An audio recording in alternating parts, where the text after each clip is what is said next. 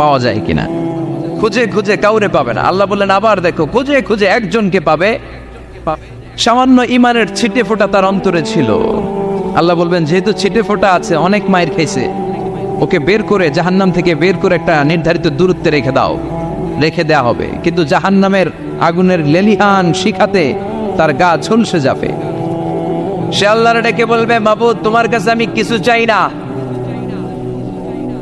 জাহান্নাম থেকে তুমি আমাকে বের করেছ, জীবন নদীর পানি তুমি আমার গায়ের মধ্যে ঢেলে দিয়েছ, আমি আবার সজীবতা ফিরে পেয়েছি। আমি তোমার কাছে জান্নাত চাই না, শুধু নিরাপদ একটা দূরত্বে আমাকে রেখে আসো, যাতে জাহান্নামের আগুন আমারে কষ্ট দিতে না পারে। আল্লাহ আমি কিন্তু তোমার কাছে জান্নাত চাই না। কি চাই না? কি চাই না? জান্নাত চাই না, কিন্তু জাহান্নামের আগুন আমারে কষ্ট দিচ্ছে, এতটা দূরত্বে রাখো যাতে জাহান্নামের আগুন আমার গায়ে না লাগে। আল্লাহ বললেন ওকে রাখবো, কিন্তু আমার সাথে একটা কন্ট্রাক্টে যেতে হবে, যে এটা তোমাকে দিলে তুমি আর নতুন করে কিছু চাবা না। সে বলবে আমি রাজি, কন্ট্রাক্ট হয়ে যাবে। আল্লাহ জিব্রাইলকে বলবেন যাও এমন দূরত্বে রাখো যাতে জাহান্নামের আগুন ওরে কষ্ট না দেয়, রেখে আসা হবে। অনেক দিন সে ওখানে আনন্দে থাকবে, আল্লাহ শুকরিয়া করবে, সে মনে মনে বলবে বেঁচে গিয়েছি, আমি বেঁচে গিয়েছি, জীবনে আর কিছু চাই না, জাহান্নাম থেকে আমি বেঁচে গিয়েছি। অনেকদিন থাকার পরে মনে মনে ভাববে পাইসা তো গেছি, কিন্তু নতুন করে একটু ট্রাই করে দেখি, জাহান্নামের সৌন্দর্যের দৃশ্য একটু চোখ দিয়ে অবলোকন করা যায় কিনা। সে আল্লাহরে ডেকে বলবে আল্লাহ ইনদি সুআল, আমার একটা ফরিয়াদ আছে। কি ফরিয়াদ?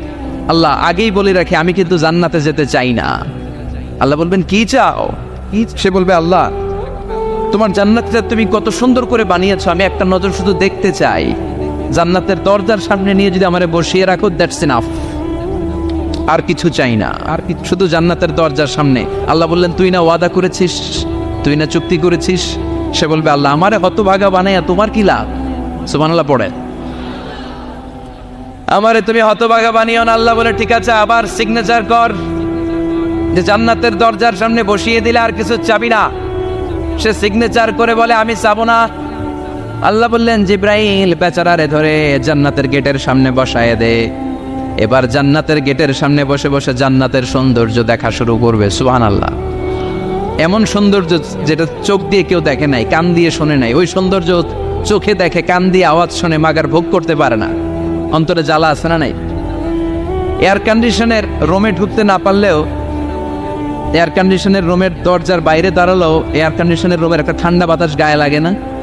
কথা বলেন তো। ও যখন জান্নাতের দরজার সামনে দাঁড়াবে, ওর গায়েও এরকম জান্নাতের ঠান্ডা বাতাসের হিমেল ছোঁয়া গাটাকে শীতল করে দিবে।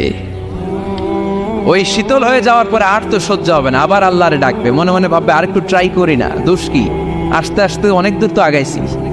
সুবহানাল্লাহ কইবেন না?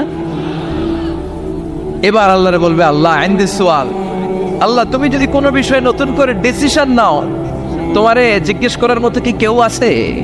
আল্লাহ বলে না, আমি তো সব রাজার বড় রাজা, মহারাজা, আমার উপরে তো কারো কথা চলে না। ওই হতভাগা লোকটা বলবে আল্লাহ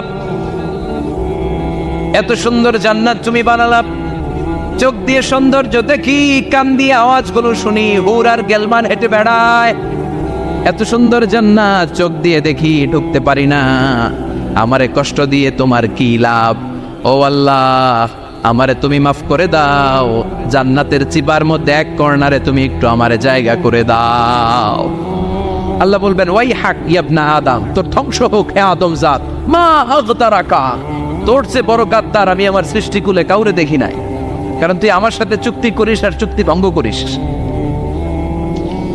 আল্লাহর রহমতের দরিয়ায় তখন জোশ খেলে যাবে, ওর আকুতি মিনতি চাহনি